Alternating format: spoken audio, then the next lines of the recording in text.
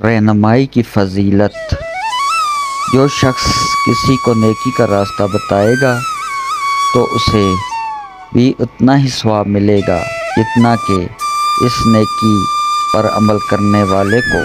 रसूलुल्लाह सल्लल्लाहु अलैहि वसल्लम ने फरमाया, रास्ते में एक दरख्त की शाख टहनी पड़ी हुई थी जिससे लोगों को तकलीफ़ होती थी।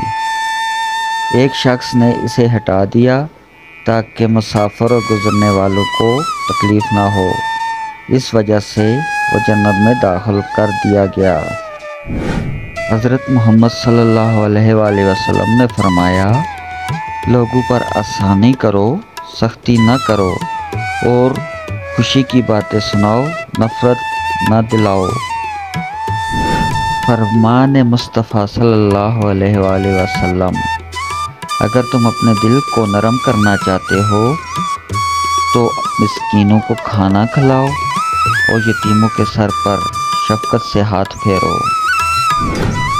अल्लाह कब मुस्कुराता है।